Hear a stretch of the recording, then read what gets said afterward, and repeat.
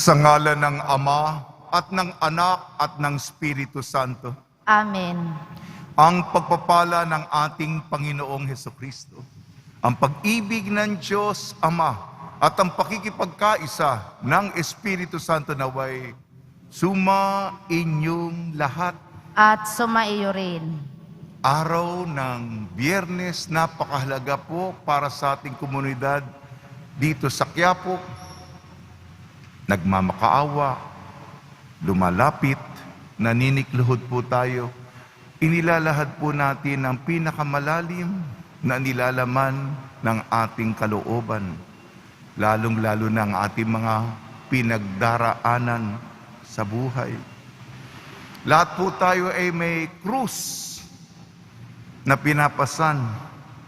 At nawa ang ating pagpasan ng krus, mga problema, suliranin sa buhay, kaugnay ng sakripisyo ng pasyon ng Poong Senyor. Dulutan tayo ng Kanyang pabor, ang ating mga hinihingi, ang ating mga kahilingan, ang ating mga intensyon, nawa ay tayo'y paboran. Hindi lamang tayong nasa loob ng simbahan at sa labas, gayon din lahat ng mga sumusubaybay sa pamamagitan ng social media, ng live streaming, sa iba't ibang dako ng mundo ngayong sandaling ito. Ginugunita po natin ang Santo San Benaventura, obispo at pantas ng simbahan. Tawag sa kanya ay ang serapikong doktor. Nawa ang kanyang karunungan, ang kanyang katalinuhan ay tumulong sa atin upang lumalim ang ating debosyon. Mga kapatid, aminin po natin ating mga kasalanan upang tayo maging marapat gumanap sa banal na pagdiriwang. Inaamin ko Sa makapangyarihang Diyos at sa inyo mga kapatid, na lubha akong nagkasala sa isip, sa salita at sa gawa at sa aking pagkukulang.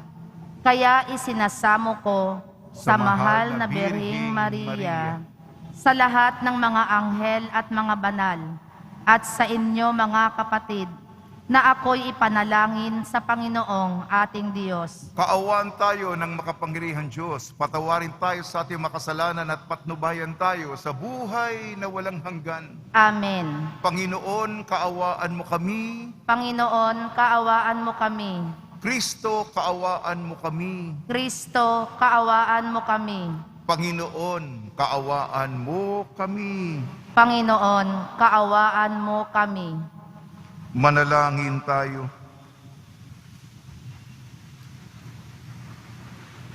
Ama naming makapangyarihan, sa pagdiriwang namin sa pagsilang sa kalangitan ng obispong si San Benaventura, umunlad nawa kami sa karunungang itinuro niya upang matularan namin ang maalab niyang pag-ibig sa iyo sa pamamagitan ng Jesucristo kasama ng Espiritu Santo magpa sa walang hanggan. Amen. Magsiupo muna ang lahat. Pagbasa mula sa aklat ni Propeta Isaias. Noong mga araw na iyon, nagkasakit ng malubha si Ezekias, kaya siya dinalaw ni Isaias na anak ni Amos. Sinabi niya sa hari ang utos na ito ng Panginoon. Ipatawag mo ang iyong sambahayan at gawin mo na ang iyong mga huling habilin, sapagkat hindi ka na gagaling. Pagkarinig ito, humarap siya sa dingding at nanalangin. O Panginoon, alam mo kung paano ako namuhay sa iyong harapan. Naglingkod ako sa iyo ng tapat, ang ginawa ko'y pawang nakalulugod sa iyong paningin. Pagkatapos, nanangis siya ng malakas. Nagsalita uli ang Panginoon kay Isaias. Wika sa kanya, sabihin mo kay Ezekias ang sinasabi ng Panginoon, ang Diyos ng iyong ninunong si David. Nakita ko ang iyong pagluha at narinig ko ang iyong dalangin. Kaya 15 taong ka pang mabubuhay. Hindi lamang iyon. Ikaw at ang lungsod na ito'y hindi maaano. Pagkat ipagtatanggol kayo laban sa hari ng Assyria. Si Isaias ay nagpakuha ng pantapal na igos para sa bukol ni Ezekias. Gumaling naman ito. At tinanong ni Ezekias, ano ang magiging palatandaan na ako'y maaari nang umakyat sa templo? Ito ang palatandang ibibigay sa iyo ng Panginoon para patunayang tututin niya ang kanyang pangako. Ang anino sa orasan sa palasyo ni Haring Akas ay pababalikin niya ng 10 guhit. At gayon nga ang nangyari. Ang salita ng Diyos. Salamat sa Diyos. Buhay ko iyong iniligtas, pag-iral ko'y walang wakas. Buhay ko'y iyong iniligtas, pag-iral ko'y walang wakas. Minsay nasabi kong, sa katanghalian ng buhay, ako ay papanaw. Sa daigdig ng patay, ako masasadlak upang manatiroong walang hanggan. Buhay ko'y iyong iniligtas, pag-iral ko'y walang wakas. At nasabi ko ring di na makikita ang Panginoon at sinumang nabubuhay.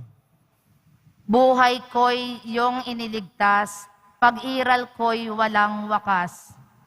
Katulad ng toldang tirahan ng pastol, inalis sa akin ang aking tahanan.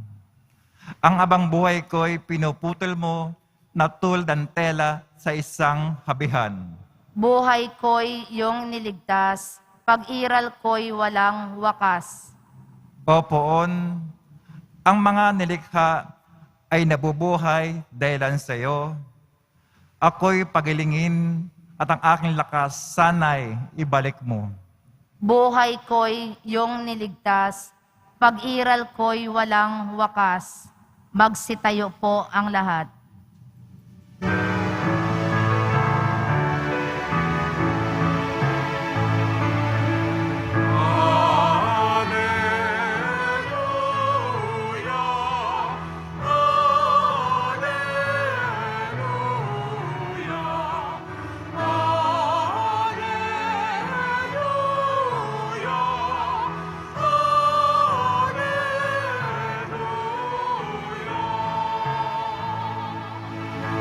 Ang tinig ko'y pakikinggan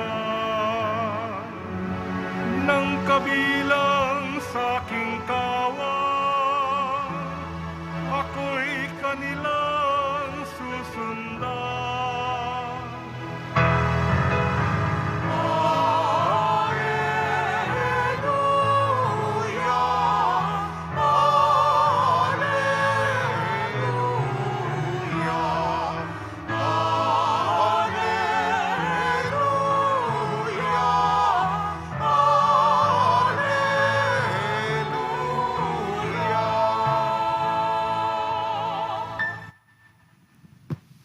Sumainyo ang Panginoon. At sumaiyo rin. Ang mabuting balita ng Panginoon ayon kay San Mateo. Papuri sa iyo, Panginoon. Nung panahong yun, isang araw ng pamamahinga, naparaan si Jesus sa triguhan. Nagutom ang kasama niyang mga alagad, kaya't nangitil sila ng uhay at kinain ng mga butil. Nang makita ito ng mga Pariseo, sinabi nila sa kanya, tingnan mo ang ginagawa ng iyong mga alagad, bawal yan kung araw ng pamamahinga. Sumagot si Jesus, hindi ba ninyo nabasa ang ginawa ni David nang magutom siya at kanyang mga kasama? Pumasok siya sa bahay ng Diyos at kumain ng tinapay na handog sa Diyos at pinakain din niya ang kanyang mga kasama. Labag sa kautusan na kanin nila ang tinapay na yon sapagkat ang mga saserdote lamang ang may karapatang kumain yun. Hindi ba ninyo nababasa sa kautusan ni Moises na tuwing araw ng pamamahinga, lumalabag sa batas tungkol sa araw na ito ang mga saserdote sa templo? Gayon may hindi nila ipinagkakasala iyon? Sinasabi ko sa inyo, narito ang higit na dakila kaysa templo. Hindi sana ninyo hinatulan ang mga walang sala kung alam ninyo ang kahulugan ng mga salitang ito. Habag ang ibig ko, hindi hain. Sapagkat ang araw ng pamamahinga ay nasa ilalim ng kapangyarihan ng Anak ng Tao. Ang mabuting balita ng Panginoon. Pinupuri ka namin, Panginoong Heso Kristo. Magsiupo ang lahat. Ngayong araw ng Biyernes, binabati po namin kayo sa pagpapala, pagbibindisyon, pagbibiyaya, pagkakaloob ng napakaraming grasya mula sa ating napakabait na Nuestro Padre Jesus Nazareno. Tayo po'y mga deboto, makasalanan, ngunit nagsisikap magpakasanto. Kinakaibigan, pinapalalim ang ating mga debosyon at sa ating pagdinilay sa ating mga pagbasa, sapagkat ang salita ng Diyos, Diyos mismo, ang nagsasalita, kinakausap. Makinig tayo poon, Panginoon. Ano ba ang sinasabi niyo sa akin, sa amin? Sa ating unang pagbasa, propeta Isaias. Ang propeta, mensahera ng Diyos, sinasabi niya yung nararapat bagamat hindi minsan popular ito, mabigat ang sinasabi niya. Nilapitan ng propetang hari. Ang pangalan ng hari ay si Ezekias. Pasensya po, mga kasaysayan ito, mga pangalan at mga lugar ito ng noon pa. Sinisikap kong may connection tayo. Lumapit ang propeta sa hari. Sinabi niya sa hari, bilang na ang mga araw mo. Gumawa ka na ng mga huling habilin sa iyong mga malalapit sa buhay, sapagkat may sakit siya noon, malapit ka ng mamatay. Imbis na magalit itong hari, yung iba mga hari, ayaw yung sinasabi ng mensahero. Alam mo naman mga hari, kukulo yung dugo, magagalit. Itong hari nito, tinanggap niya ang salita mula sa bibig ng propetang Isaias, naggaling sa Diyos. Nagpakababa siya, nagpakumbaba siya, nagbalik loob siya, siya'y nagdasal, Panginoon, ginawa ko naman ang magagawa ko upang tuparin ang ninanais mo sa abot ng aking makakaya. Sinikap ko naman. At siya'y tumangis, siya'y lumuha, siya'y umiyak, nagmakaawa, hari na makapangyarihan, nagpakababa. Ano ang tugon ng Panginoon? Nakita mo ba, Propeta Isaias, ng ginawa nitong haring ito? At dahil dito, una, lumambot ang puso ng Diyos. Hindi na kagad siyang mamamatay. Madadagdagan pa ng 15 taon. Ang buhay mo. Bonus yun, bonus. At hindi lang yan, meron silang kaaway yung makapangyarihang Assyria. Yun ang imperyo. Malakas na kaaway yun. Hindi mananalo laban sa maliit na bansa ng Huda, sapagkat si Ezekias mula sa linya ni David, hindi mawawala ang bahay ni David, sapagkat mula kay David manggagaling ang ipinangakong Mesiyas. Yan ang pangako, ang katapatan. Kaya ang aral sa atin, habag, magpakaawa tayo sa Kanya. At alam natin na ipagtatanggol tayo ng Panginoon. Dumako na po tayo sa ating Ebanghelyo ayon kay San Mateo. Ito'y ukol din sa habag. Ukol din ito sa propetang si David, Haring David. Si David din ay propeta at hari sapagkat malapit, sapagkat si Jesus ang ating Poon. Jesus, anak ni David! Di ba kung nagmamakaawa tayo, meron tayong petisyon na personal? Jesus, anak ni David! Sisigaw tayo, nagmamakaawa tayo. Ano sabi? Kasi may mga tao na masyadong makitid ang pananaw. Sabi ng Panginoon, yung pinakadiwa ng ating pananampalataya, hindi hain, hindi abuloy, hindi kontribusyon, hindi material na ibinibigay, habag at hindi hain ang nais ko. At kalakip nito, dapat hindi nyo hinatulan yung inosente. Katarungan. Kaya nga, ang pinakadiwa ng ating pananampalataya, pananaligayang kaugnayan natin, habag. Ang Diyos ay mahabagin. Panginoon, mahabag ka sa akin. Sa Ama namin, patawarin mo ang aming mga sala, gaya ng pagpapatawad namin sa nagkakasala sa amin. Ang nais ng Poon sa atin, kung kinahabagan tayo, maging mahabagin tayo sa iba.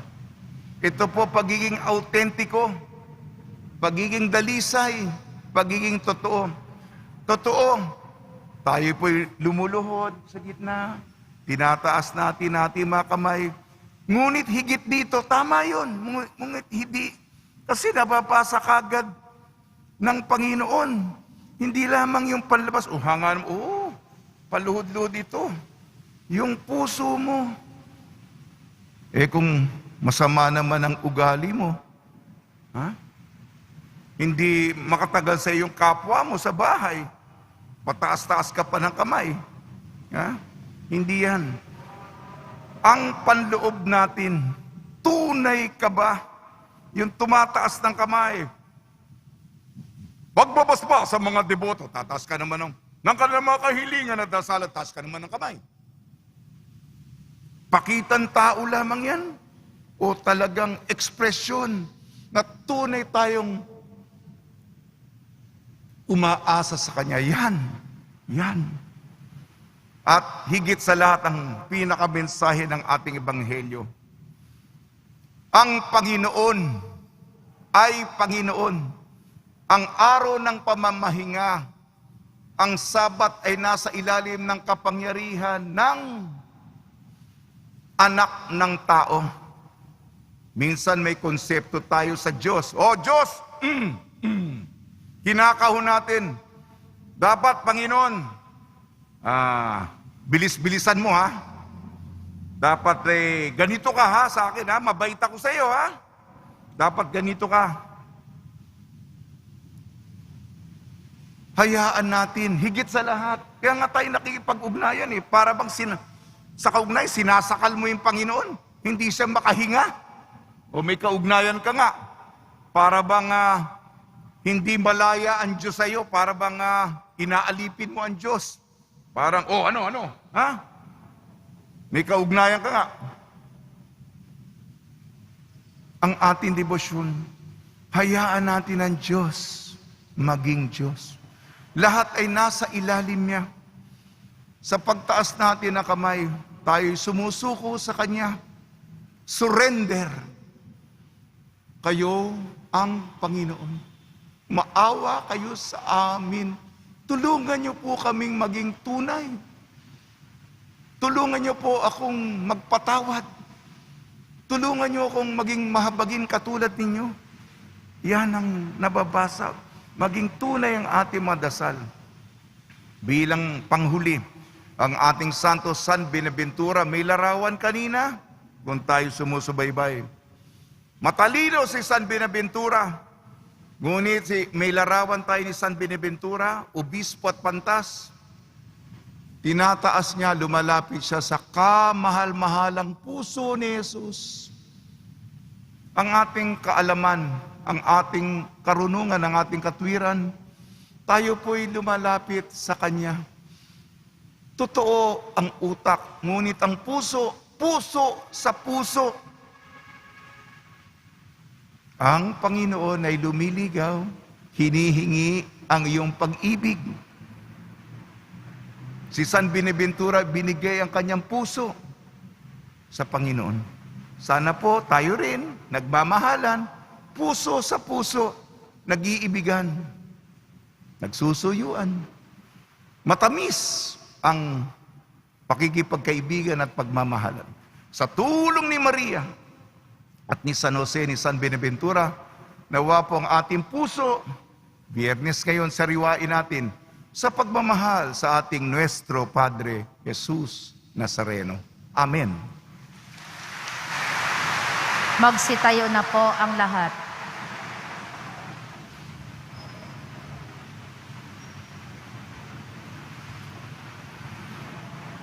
Minamahal kong mga kapatid, manalangin tayo sa pamamagitan ni Kristo at sambahin natin ang Amang nasa langit sa ating pananampalataya, pag-ibig at mahabaging awa. Tugon po natin, Panginoon ng awa, basbasan mo kami.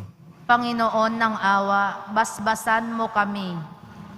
Ang mga Kristiyano, saan man naway hindi maging mga taong ang kilos ay legalismo at panlabas lamang, kundi maging mga taong may puso na ginagawa ang nararapat bilang mga anak ng Diyos. Manalangin tayo. Panginoon ng awa, basbasan mo kami. Ang mga bansa sa mundo, naway matutong gumalang at tumulong sa isa't isa at hindi maggamitan lamang, kundi makipag-ugnayan ayon sa katarungan at pagkakasundo. Manalangin tayo. Panginoon ng awa, basbasan mo kami. Ayon sa udyok ng habag ni Kristo, naway hindi natin hatulan ang mga nagkakamali, kundi bigyan pa sila ng bagong pagkakataon. Manalangin tayo. Panginoon ng awa, basbasan mo kami. Ang mga may sakit at mga nagdurusa, naway tumanggap ng tulong mula sa mga taong may kakayahan at pamamaraan nagpag-aangin ang kanilang pinapasan. Manalangin tayo. Panginoon ng awa, basbasan mo kami. Ang mga yumao, naway mamahinga sa kalipunan ng mga banal sa piling ng Diyos. Manalangin tayo. Panginoon ng awa, basbasan mo kami. Panginoon Diyos, huwag mo kaming hingan ng anumang sakripisyo maliban sa tunay na pagbabalik loob, tapat na pananampalataya at paglilingkod na may pagmamahal. Bigyan mo kami ng lakas na dumito ka sa amin ngayon at magpa sa walang hanggan. Amen. Magsiupo ang lahat.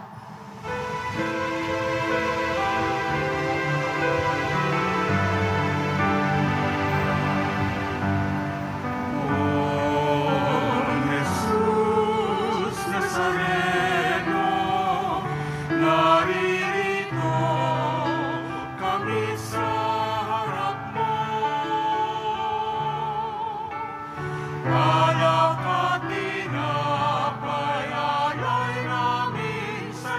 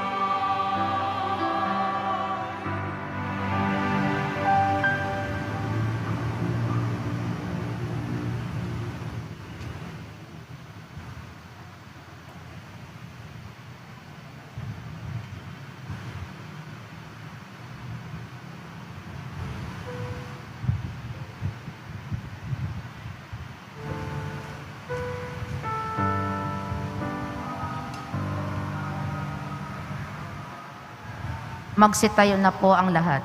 Manalangin kayo mga kapatid upang ang ating paghahain ay kalugdan ng Diyos amang makapangyarihan. Tanggapin nawa ng Panginoon itong paghahain sa iyong mga kamay, sa kapurihan niya at karangalan, sa ating kapakinabangan at sa buong sambayanan niyang banal.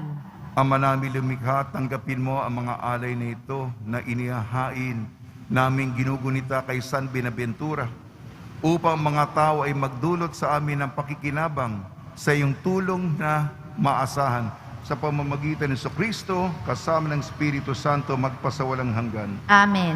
Sumainyo ang Panginoon. At sumaiyo rin. Itaas sa Diyos ang iyong puso at diwa. Itinaas na namin sa Panginoon. Pasalamatan natin ang Panginoong ating Diyos. Marapat na siya ay pasalamatan. Ama namin makapangyarihan, tunay nga marapat na ikaw ay aming pasalamatan sa pamamagitan ng Kristo na aming Panginoon. Ngayong si San Benaventura ay pinararangalan sa pamumuhay niyang totoong uliran at pagiging maasahan sa panunungkulan. Kaya't si Kristo na maasahan sa katapatan ay inihayag sa pangangasiwa sa sambayanan. Ang malasakit ng mga ulirang tagapangasiwa noon ay nagpapatuloy magpahanggang ngayon sa mga panalangin kanilang iniukol kaysa ng sambayanan mo'y dito ay nagtitipon. Kaya kaisa ng mga anghel na nagsisiawit ng papuri sa iyo nang walang humpay sa kalangitan, kami nagbubunyi sa iyong kadakilaan.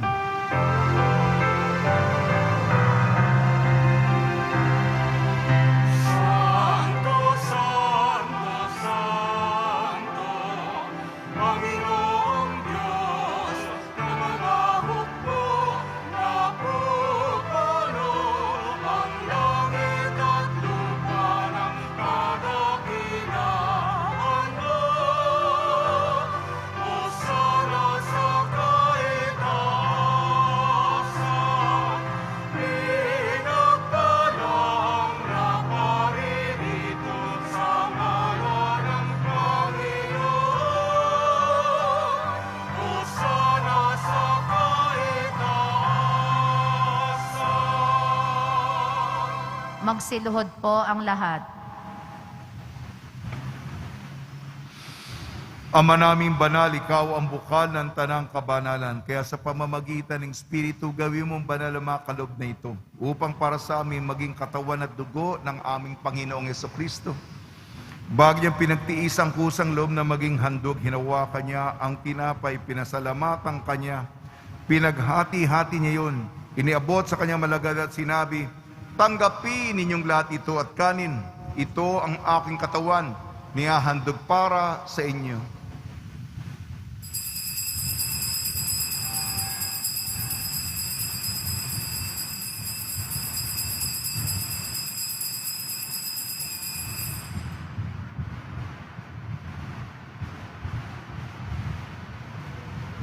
Gayun din naman nung matapos ang hapunan, hinawakan niya ang kalis, muli kanyang pinasalamatan. Inibot niya ang kalis sa kanyang malagad at sinabi, "Tanggapin ninyong lahat ito't inumin. Ito ang kalis ng aking dugo, nagbago at walang hanggang tipan. Aking dugo ni bubuhos para sa inyo at para sa lahat. Sa kapagpapatawad ng makasalanan, gawin ninyo ito sa pag-alala sa akin."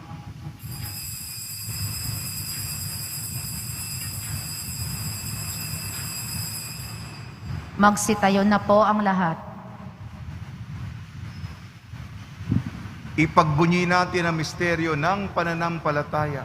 Si Kristo'y namatay, si Kristo'y nabuhay, si Kristo'y babalik sa wakas ng panahon.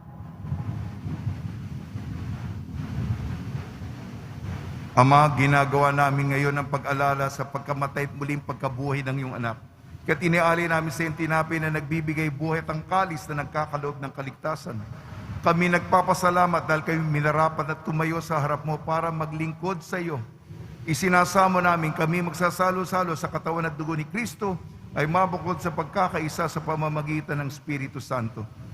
Ama, lingapin mo yung simbahang laganap sa buong daigdig. Puspusin mo kami sa pag-ibig kaysa ni Francisco na aming Papa at ni Jose na aming Obispo at ng Tanang Kaparian.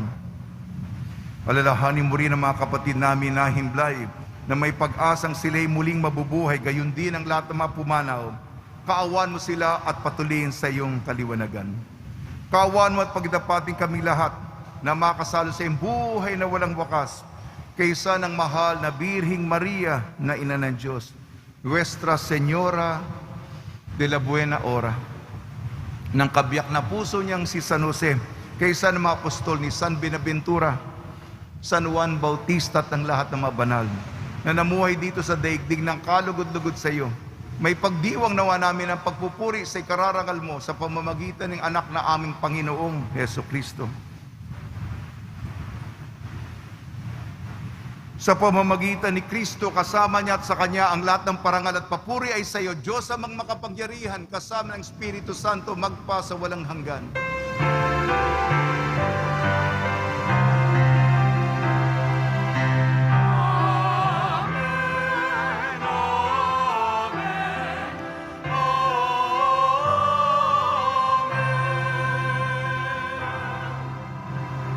Sa tagubili naman nakakagaling na utos sa turo ni Jesucristo na Panginoon natin na Diyos, ipahig natin ng lakas loob. Ama namin, sumasalangit ka, sambahin ang ngalan mo, mapasa amin ang kaharian mo, sundin ang loob mo dito sa lupa para nang sa langit. Bigyan mo kami ngayon ng aming kakanin sa araw-araw at patawarin mo kami sa aming mga sala para ng pagpapatawad namin sa nagkakasala sa amin, at huwag mo kaming ipahintulot sa tukso, at iadya mo kami sa lahat ng masama. Hinihiling namin kami iadya sa lahat ng masama, pagkalooban ng kapayapaan, araw-araw iligtas sa kasalanan at ilayo sa lahat ng kapahamakan. Samantalang aming pinananabikan ang dakilang araw ng pagpapahayag ng tagapagligtas naming si Jesucristo. Sapagkat iyo ang kaharian at ang kapangyarihan at ang kapurihan magpakailanman. Amen. Panginoon sa Kristo, sinabi mo sa iyong apostol, kapayapaan na iniiwan ko sa inyo, ang aking kapayapaan na ibinibigay ko sa inyo.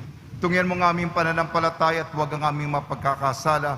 At pagkalooban mo kami na kapayapaan at pagkakaisa, ayon sa iyong kalooban, kasama ng Espiritu Santo, magpasawalang hanggan. Amen. Mga kapatid, mga kaibigan, sa inyo po ang kapayapaan ng ating Panginoon. At sumaiyo rin. Magbigayan po tayo ng kapayapaan sa isa't isa.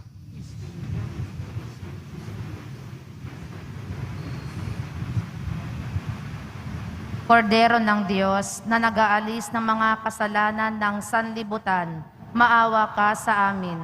Kordero ng Diyos na nag-aalis ng mga kasalanan ng sanlibutan, maawa ka sa amin. Kordero ng Diyos na nag-aalis ng mga kasalanan ng sanlibutan, ipagkaloob mo sa amin ang kapayapaan. Magsiluhod po ang lahat.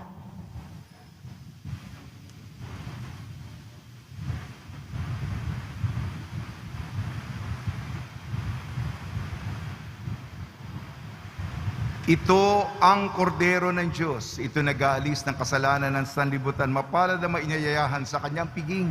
Panginoon, hindi ako karapat-dapat na magpatuloy sa iyo, ngunit sa isang salita mo lamang ay gagaling na ako.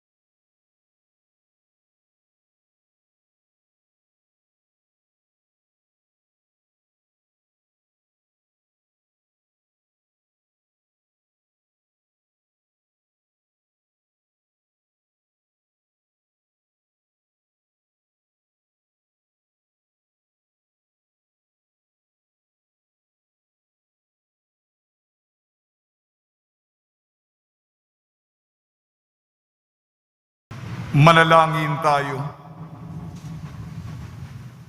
Ama namin mapagmahal, kaming sa katawan at dugo ni Kristo, nagsipakinabang, ay dumadalangin magkamit ng tiyak na kaligtasan na aming ginaganap ng buong katapatan. sa pamamagitan ng Kristo kasama ng Espiritu Santo magpasawalang hanggan. Amen. Pagbabasbas sa mga deboto ng kanilang mga kahilingan at dasalan, mahal na pong Jesus Nazareno, inayag mo sa pamamagitan ng krus ang walang maliw na pag-ibig ng Diyos sa sangkatauhan. Pakinggan mo ang kailangan yung angkan nagsusumamo sa iyo. Makamtanawa nilang inyong katugunan at tanggapin ang kasagutan na may utang na loob na tinatanaw. Basbasan din po yung mga daladanela nilang mga imahin at dasalan. Sa pamamagitan ng bendisyon ito na may maalala nilang mga pangako sa binyang na ikaw ang ibigin at paglilingkuran bilang Panginoon magpa sa walang hanggan. Amen. Sumainyo ang Panginoon At sumaiyo rin. at pagpalain tayo ng makapangyarihan Diyos, Ama, Anak at Espiritu Santo. Amen. Taglayin po rinyo sa inyong pag-alis ang kapayapaan ni Jesu Kristo. Salamat sa Diyos.